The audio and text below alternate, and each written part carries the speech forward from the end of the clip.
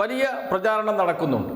കേരളത്തിൽ CPIM വീണ്ടും അധികാരത്തിൽ വന്നാൽ CPIM എന്ന രാഷ്ട്രീയ പാർട്ടി തന്നെ ഇല്ലാതാകും, ധാർഷ്ട്യവും അഹങ്കാരവുമായിരിക്കും ഉണ്ടാകുക എന്ന്. മറ്റൊരു പ്രചാരണം നടക്കുന്നത് വീണ്ടും CPIM അധികാരത്തിൽ വന്നാൽ കോൺഗ്രസ് മുഴുവൻ BJP ആകും എന്നാണ്. അത്രയേ ഉള്ളൂ കോൺഗ്രസ് എന്ന പാർട്ടി എന്നുകൂടി ഇപ്പോൾ മനസ്സിലായില്ലേ? CPIMനെതിരെ ഉയർന്നു വരുന്ന ഇത്തരം പ്രചാരണങ്ങൾക്ക് ഒന്നൊന്നായി എണ്ണി മറുപടി പറയുകയാണ് P. രാജീവ് ചെയ്യുന്നത്. കേൾക്കേണ്ട വാക്കുകളാണ്, കേൾക്കാം. തുടർ ഭരണം ഉണ്ടാകുമ്പോൾ സ്വാഭാവികമായിട്ടും നല്ല ജാഗ്രത വേണം. പക്ഷെ എന്ന് ചിലർ പറയുന്നത് ജനാധിപത്യത്തിൽ തുടർച്ച ഉണ്ടാകുന്നത് അപകടമാണ്. അപ്പോൾ നവീൻ പട്നായിക് മാറി അവിടെ BJP വന്നത് വളരെ ആഹ്ലാദകരമായ ജനാധിപത്യത്തിലെ മാറ്റമായിട്ടാണോ ഇവർ കാണുന്നത്? അരവിന്ദ് കെജ്രിവാൾ AAP മാറി തുടർഭരണം അവസാനിച്ചു, അത് ജനാധിപത്യത്തിന്റെ വസന്തമായിട്ടാണോ ഈ വിമർശകർ കാണുന്നത്? ബീഹാറിൽ തുടർഭരണം നിൽക്കുന്നതിൽ ഒരു ആശങ്കയും കാണുന്നില്ലല്ലോ. ബംഗാളിലും തമിഴ്നാട്ടിലും ഇവർ മാറണമെന്നാണ്. തമിഴ്നാട്ടിൽ ഇപ്പോൾ സ്റ്റാലിൻ മാറണം എന്നതാണോ ഈ തുടർഭരണത്തിനെതിരെ നിൽക്കുന്ന ആളുകളുടെ അഭിപ്രായം? സ്റ്റാലിൻ മാറണം എന്നുള്ളതാണോ? തുടർഭരണത്തിൽ DMK അവിടെ നിന്ന് മാറണം എന്നുള്ളതാണോ ഈ തുടർഭരണവാദക്കാരുടെ അഭിപ്രായം? എന്നിട്ട് അവിടെ BJP വരണമെന്നാണോ? അപ്പൊ നമ്മൾ പറയുന്നതിന്റെ ഒരു നരേറ്റീവ്, നേരത്തെ നരേറ്റീവ് എന്തായിരുന്നു? അയ്യോ ഇടതുപക്ഷം ഉണ്ടല്ലോ, ഇവര് കാലാവധിയെ തയ്ക്കില്ല.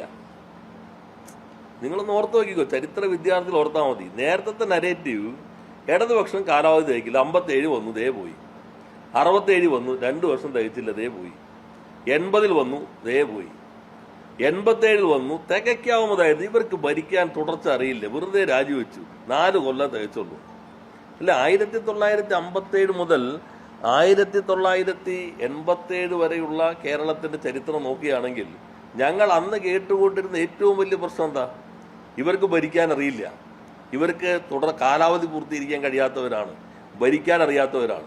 ഇപ്പോഴോ ഇവരിതേ ഭരണം തുടർന്നുകൊണ്ടിരിക്കുന്നു. ഇവരുടെ ഭരണമാണ് ഇവർ അപകടത്തിലേക്ക് എത്തിക്കുന്നത്.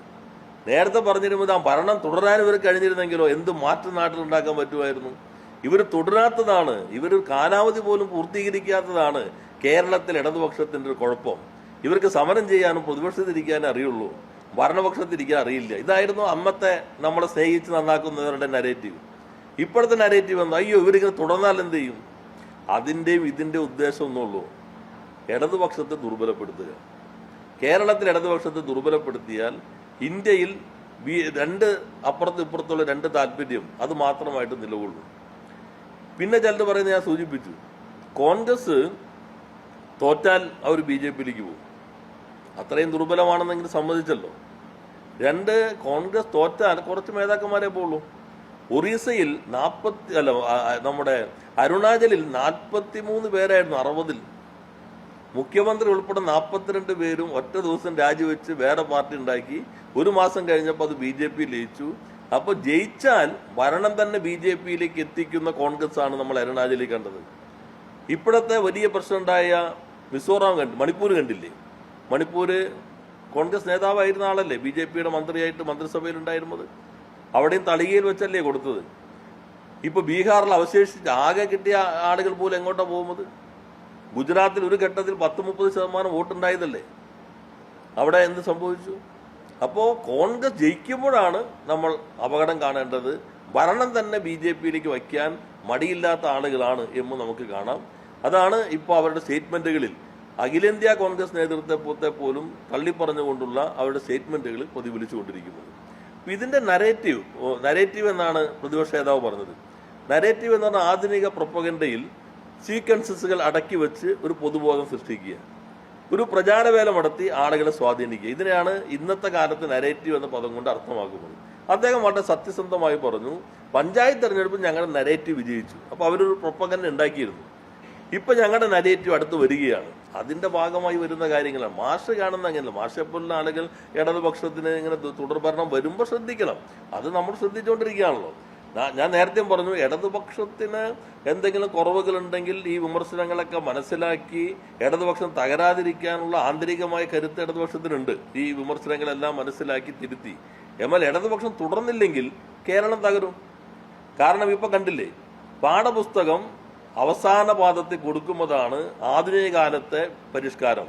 പാഠപുസ്തകം കുട്ടികൾക്ക് നേരത്തെ കൊടുക്കുമ്പോൾ തുഗ്ലക് പരിഷ്കാരമാണ്. അപ്പോൾ ഇവരെങ്ങോട്ടാണ് കൊണ്ടുപോകുന്നത്? വയനാട് തുരങ്കപ്പാത ഞങ്ങൾ അനുവദിക്കില്ല, അപ്പോൾ തുരങ്കപ്പാത വേണ്ട എന്നുള്ളതിലേക്കല്ലേ അവർ കൊണ്ടുപോകാൻ പോകുന്നത്. ആർക്കാണ് ഇത്ര തിടുക്കം എന്ന് വെച്ചാൽ വേഗതയിലുള്ളതൊന്നും കേരളത്തിലേക്ക് വേണ്ട, അതല്ലേ അവരുടെ മറ്റൊരു സമീപനം എന്നുള്ളത്. അപ്പോൾ ഇതെല്ലാം കാണിക്കുമ്പോൾ എങ്ങോട്ട് കൊണ്ടുപോകുന്നു, ഇവരുടെ അഭിപ്രായം എന്താണ്? അപ്പോൾ ആ തുടർച്ച ഉണ്ടായില്ലെങ്കിൽ കേരളം തകരുന്നുള്ളതാണ്. ഇടതുപക്ഷം തകരാതിരിക്കാനുള്ള സംവിധാനം നമുക്ക് എല്ലാവർക്കും കൂടി ജാഗ്രതയോടുകൂടി നോക്കാം. പക്ഷെ ഇടതുപക്ഷം തുടർന്നില്ലെങ്കിൽ കേരളം തകരും എന്നുള്ള അവസ്ഥയിലേക്കുള്ളതാണ് എന്ന് കോൺഗ്രസ് നേതാക്കന്മാരുടെയും ലീഗ് UDF നേതാക്കന്മാരുടെ പ്രസ്താവനകളിലൂടെ ഇപ്പോൾ കുറെ കൂടി വ്യക്തമായിക്കൊണ്ടിരിക്കുകയാണ്.